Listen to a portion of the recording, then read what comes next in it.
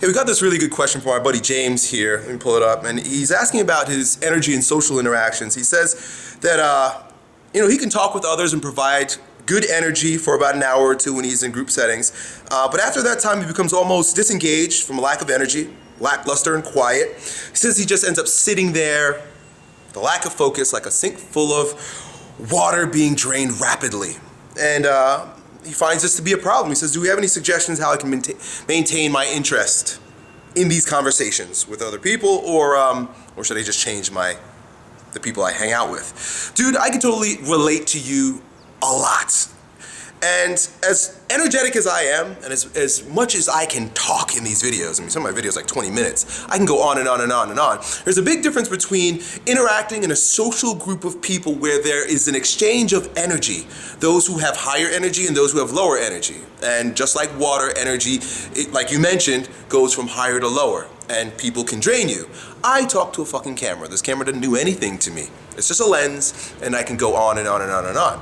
But in social interactions, I find, like yourself, that I start out with a bang. I'm generally very good socially in the beginning, but quickly I allow, and when I use that word allow, I want to come back to that and have you understand how you're doing this as well. I allow other people to drain my energy. When you show up with a lot of vitality and vibrance, like you probably do in the first hour or two of your interaction with other people, the table is set for who's going to dish out and who is going to receive. And if you end up being one of those people who are a disher-outer of your energy, then you very quickly end up with an empty dish and everybody else is full, And there are those people who are just, they would call them vampires.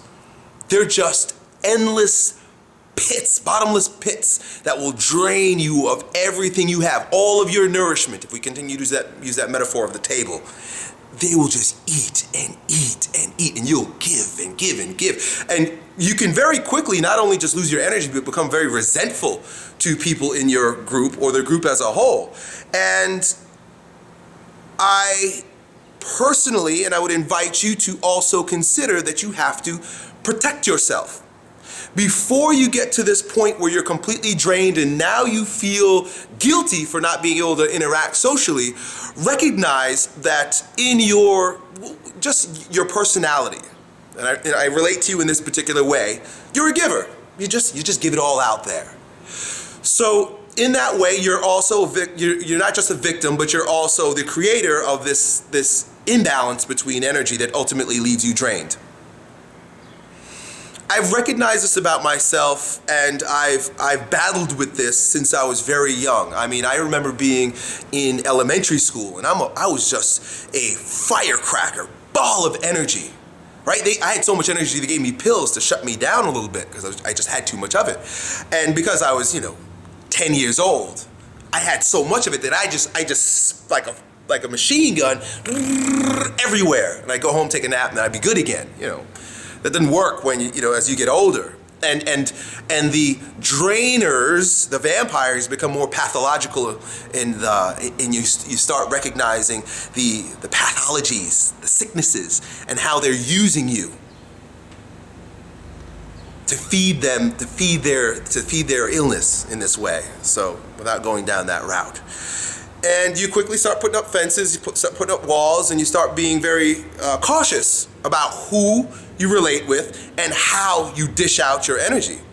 And as an adult now, I've come to this place where I'm still the giver that I typically am. I do so much better with the camera because the camera doesn't take anything from me, right? But I'm still a disher-outer of my energy. This is what I love to do. I feel as if it's a part of all of our legacy to give in this particular way, in some particular way. We have to give. And you, my friend, are an energy giver in these social interactions. But be mindful of the tendency to be drained. And when you're amongst people, feel no guilt for checking out. Own it. When you feel as if you need to recoup your energy and you need to step out, Just say, hey guys, it was great. I'm gonna take a step over here. I'm gonna go over here now, or I'm gonna go take a walk. Just go take a walk. If you're at a party, I get it, dude. You don't wanna go sit in the corner and stare and start meditating, right? Start doing Qigong, right? Go into the corner and go, or just start doing some bioenergetics, right? I mean, or maybe you do, I don't know. Yeah, maybe you will. That'll start some conversation around you. But anyway, you gotta go, you know you have to go somewhere, you gotta cultivate some energy. Go for a walk, dude. Just check out, just leave for a little while. Don't apologize. Just say, hey guys, it was nice. I'm gonna go take a little walk. Oh, hey, is everything all right? No, I'm cool, I just wanna take a walk. Go and be with yourself again. Recharge yourself again. Ground yourself once again, because that's one of the things that you're gonna experience is that when you not only have drained yourself, but now you've got this cognitive dissonance where there is a moral judgment placed on what's happening physiologically. What happened physiologically is you're fucking drained. What's the moral judgment is, oh, I'm a bad person because I can't interact with everybody and they all look like they're having fun, and now I'm a douchebag because I can't hang out with them, and people are going to think poorly of me. So that's the moral judgment being placed on the physiological response within you. And that is a trap also, so it makes you even more tired. Instead of allowing that to happen and allowing the social interaction to beat you up, own it and check out. Feel okay. Be okay with being quiet also.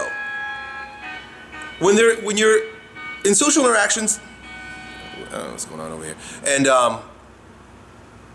and there's an opportunity to be quiet, like you really have nothing to say, don't feel as if you have to talk. That's another one of these things where it's one of these social weirdnesses, where we feel as if because there are people around and there's conversation that it must go on, and that there's this awkward silence if you don't say anything.